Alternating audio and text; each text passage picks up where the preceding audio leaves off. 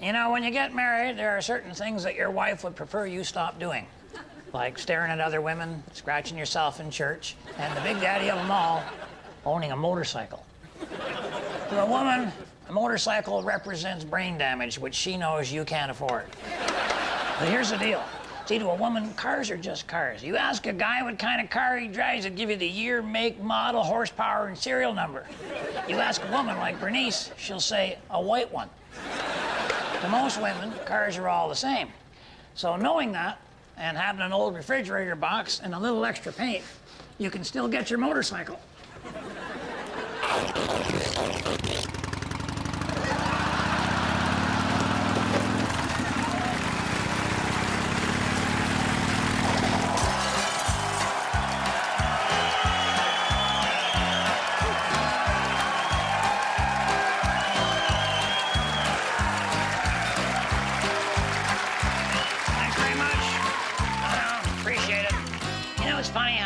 Feeling sorry for yourself sometimes, then you see somebody else who's really taking it in the ear, makes you feel so much better, huh? Like I was thinking, you know, we pay a lot for gas in Canada, and then today I'm looking in the Daily Movement, and I see an article there that says that Americans are paying like $3 a gallon for gas. Wow, that's a shame. Uncle Red, can I borrow the Possum van, please? Well. Suddenly, riding around the Possum van isn't such a bad way to get around, eh, Harold?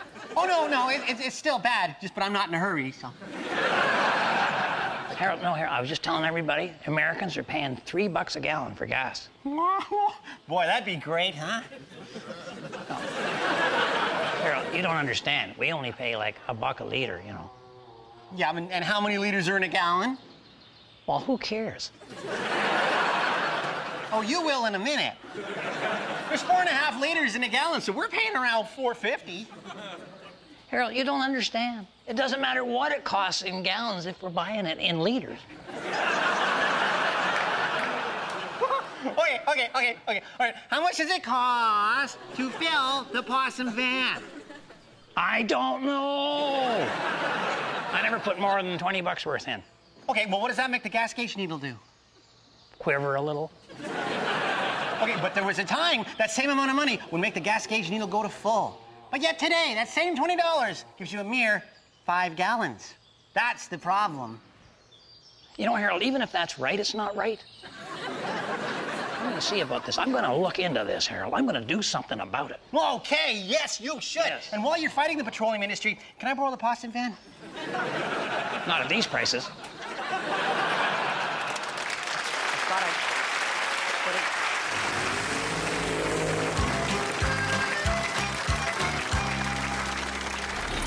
It's time for the Possum Lodge! What's it?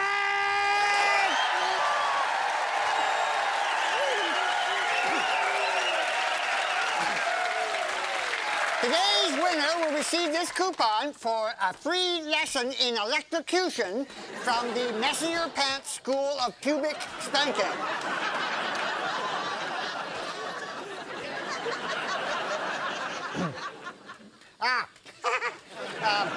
A free lesson in elocution from the Monsieur Panet School of Public Speaking. Okay, cover your ears. Okay, Mr. Green, you got 30 seconds to get Dalton Humphrey to say this word. Hop. Hop. Yeah, all right, Mike. And go. Okay, Dalton, this is when you jump up and down. Never. Okay, no, okay. When you were a kid, you'd get on a pogo stick and... Groin injury. No. Okay. Say a pretty girl in a car comes up to you on the street, okay? Instead of saying, get in, she might say... Get lost. No. This is a game that kids play on the street.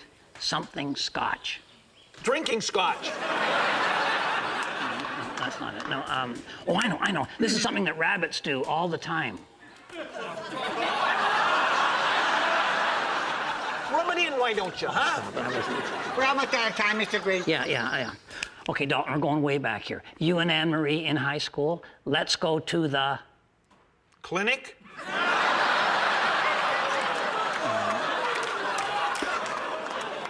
I'm talking about the high school dance. Oh, no, we never went to the dances. No. We would find us sitting at home watching Bonanza. Anne Marie loved hop sing. I don't know.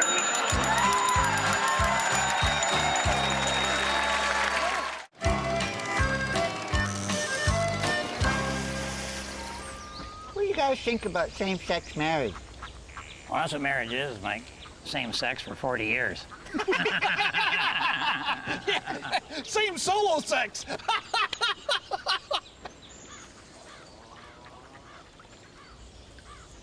You know what I mean. And there's been a lot of debate lately about changing the law to allow same-sex couples to get married, right? Well, I think that marriage should only be for men and women.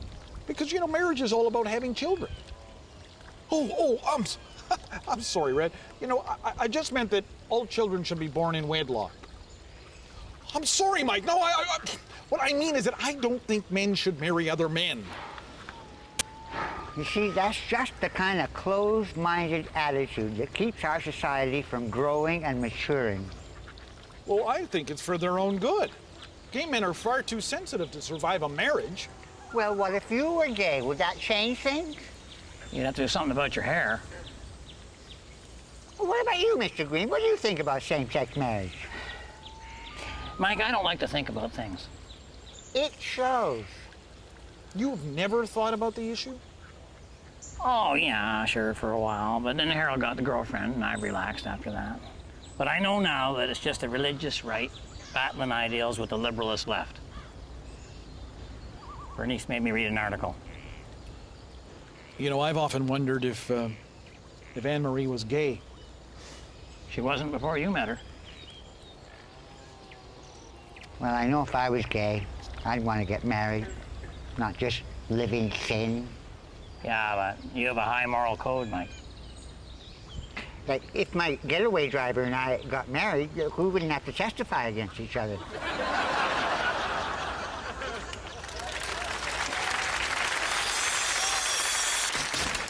A lot of toy companies have done real well by taking things from the real world and then scaling them down, like cars or people.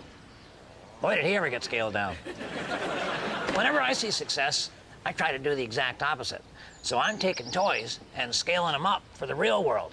For example, I'm working on a new way to climb downstairs using a coil of half-inch copper tubing. And I'm biggie-sizing this Nerf rocket as my design for an affordable satellite launching system. I just need to build a size 9,000 shoe full of concrete. But my ultimate project is to design an energy-efficient vehicle that will take 10 feet of backwards motion and turn it into a mile of forward motion. Okay, step one is to get yourself all the parts that you're gonna need. Like, for example, well, you're gonna need a vehicle of some kind, and then you're gonna need... Well, I'm gonna have to take this apart to see how it works. Just, Okay, I'm gonna actually need the greatest handyman tool of all, socialized medicine. The doctor wanted to x-ray my hand, so I put the toy truck in the machine at the same time. And I noticed that there's an elastic tube running around the axle, so I had to get something big and stretchy. Not as easy as it used to be. I went with these jumbo tire inner tubes. You can get these pretty cheap. Just look for an abandoned truck with a flap.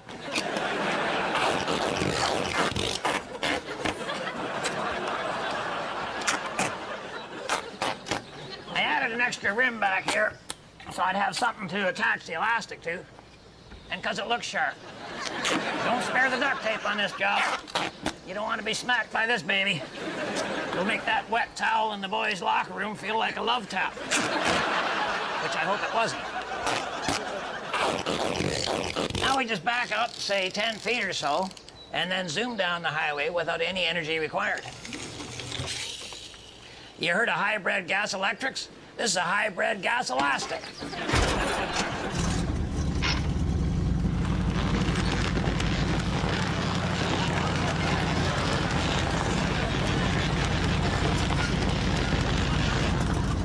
Now you just put her in neutral.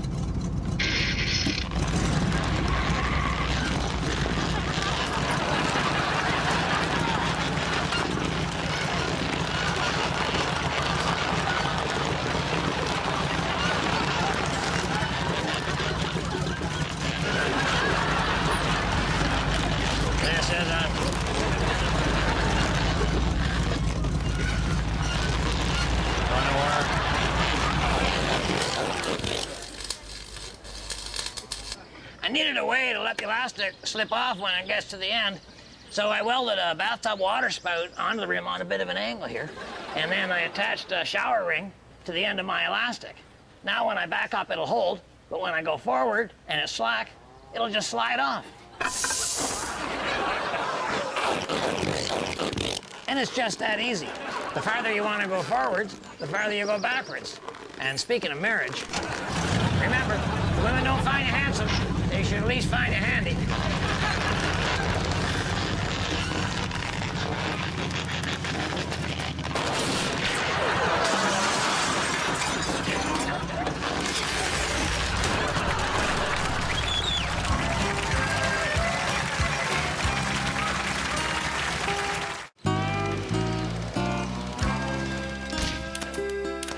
One thing my father taught me was the importance of packaging. Packaging can make anything look attractive, which explains how he got Mom. Packaging is everything. You know what else is also everything? Names. Look at cars. Mustang, Matrix, Infinity. I'm not sure why they're allowed to call a car an Infinity if you can see both ends, but... Anyway, sounds good, doesn't it, eh? Or take soap. Doesn't zest sound way better than animal fat and chemicals? Names are everything. If they called Bermuda shorts exposures of pasty, hairy legs, who'd buy them? And bathroom tissue sounds much classier than its job. So what's good enough for the advertising agencies is good enough for you. Don't defend your faults. Rename them. You're not cheap, you're cautious. You aren't lazy, you're ergonomic. You aren't shallow, you're living in the moment. It's not what it is, it's what you call it. After that, you'll be rich, admired, and possibly president. For 2 terms. Remember, I'm pulling for you. We're all in this together.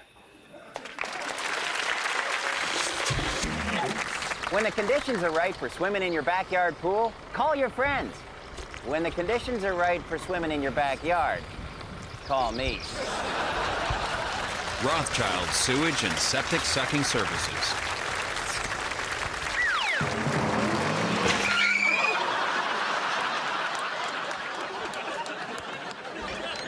Boy. Yeah. Hey. Talk about being in the right place at the right time. We got an oil crisis going on, and we've come up with an alternative, huh? The Port Asbestos Golf Club, they've been losing money since day one. They were hoping to get the Canadian Open, but they hadn't meet all the conditions, like lockers, running water, and more than 6 holes. Well, of course, they went under, so we went over. Picked up 9 electric carts. It's fun driving an electric car, because when you come home late at night, nobody can hear you pulling up the driveway. Oh, Uncle Red. Yeah. You know, I didn't hear you pull up, but, sensing by the property damage, I knew you were around. Yeah. You know what? We don't care about the price of gas anymore, Harold. The lodge is going electric. How do you plan to get anywhere in a golf cart that has a range of over 12 kilometers before it needs to be recharged? You just don't think the way I do you, Harold? I hope not. Okay, look, we got 9 carts, and we got 9 locations that have outside electric outlets, okay? We call these locations depots, okay? So you just drive your cart to the nearest depot, be it the liquor store, be it the beer store, be it the wine store. Then you just plug it in, leave it for the next guy. Okay, all right, so all the lodge members have keys to these carts? No. Just the ones who coughed up the $50 to help pay for the carts and joined the elite ranks of the Golf Cart Blanche plan. Harold, membership has its privileges. Okay, so all right, all the other lodge members, the ones who didn't pay, Yeah. we'll call them the smart ones. They don't get to use the carts. Well, no, they don't have a key, Harold. Okay, and here's the beauty of it. No matter where you are within the town limits of Possum Lake, you're never more than a 17-mile walk from a golf cart.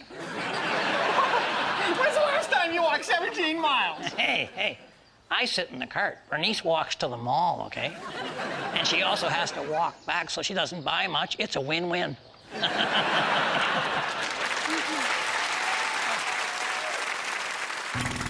Bill and I were going fishing. Look at the size of that sucker, and look what he's eating. Well, he stuck the thing right to his face, and then he's got a... Bill, I'd really like to get fishing today sometime, if you don't mind. Yeah, okay, I'm getting out. Okay. No, thank you. No, thank you, Bill. So we're on our way, and we go past one of these wishing wells. You know, and fishing is kind of a luck thing anyway. So you're thinking, boy, any kind of luck that I could get, certainly worth a quarter to me. So I'm imagining a few fish that I would catch and just fire that quarter into the wishing well, and then so Bill pulls out a quarter, and he's imagining world peace and. Okay, a car. Okay, Bill, you're thinking too much. He tries it, but the quarter's stuck to the. And of course, his watch comes right off and goes down the well. So then he wants me to try to fish it out with the fishing rod, and trying to hook around. So that's a pretty tall order to get that down in. So then, okay, plan B. Just, I gotta hold the handle. All right, I see. Okay, I think he's going. Yes, he's going to at least get in the bucket, if not kick it. And he grabs onto the rope, and of course, unfortunately, the handle at this point kind of let go on me, and it just broke right off. And she's a long way down there, and okay, so no, you'll be all right.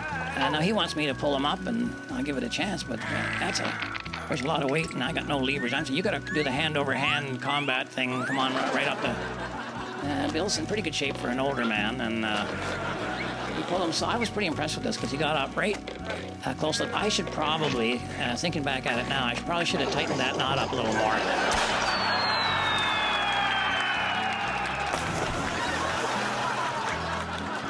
Okay, now plan C. I'm going to drop a rope down to there. Now, Bill, I'm saying tie that rope onto the other rope, and then I'll pull you out. And I was thinking of getting some mechanical advantage through leverage and a little help from a possum van. And now the trouble with the possum van is she doesn't idle all that smooth. So you're either not moving at all or you're doing in and around 80. So that kind of got Bill up there a little fat, but he's okay. He's okay, you know. Kind of looks like Oktoberfest, doesn't it? But the fishing rod starts jumping, which means very rare to see a fish in a well, but I pull it up. Look, not only got a fish, it's wearing his watch. So he takes it away. I say, okay, throw the fish back in. Throw the fish back in, Bill. Throw it in. No, not your watch. Not your Bill. You threw the watch. You're supposed to. Oh. It's a slice of my day. And so he drops the fish back in, and now what, Bill? Yeah, going back in? Let me help you with that.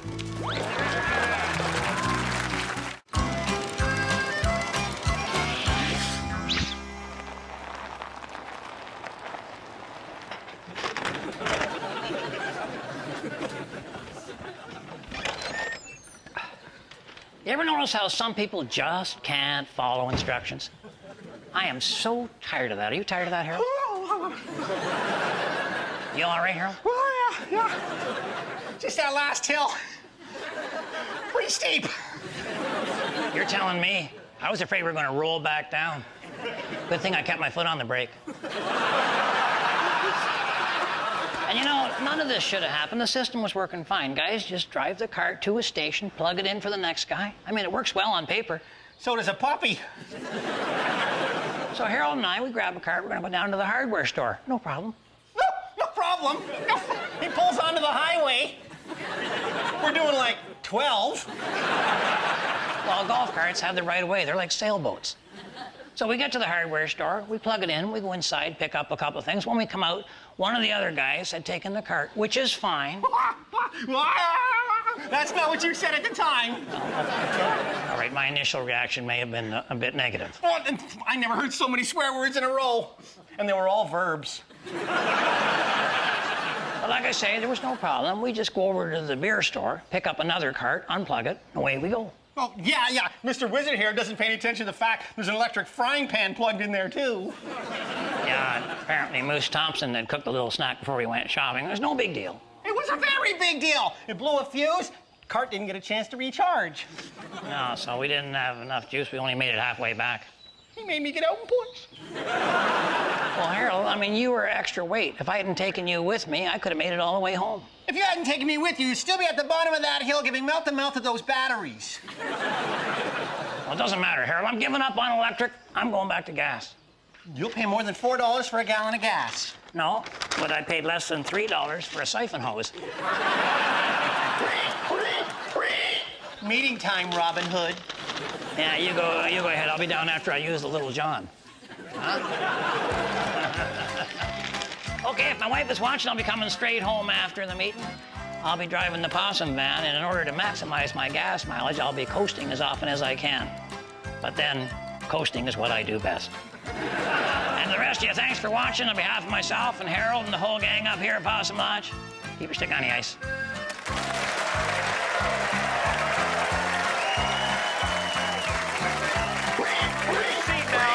Sit down. Sit down, guys. Sit down now. All right. Quando, Omni, Flunkus, Moritati. Sit down. Bow your heads for the man's prayer. I'm a man. I can change if I have to. I guess. Men, I have 9 golf carts available if anybody's interested. No charge. He means there's no electrical charge. The carts are $100 each.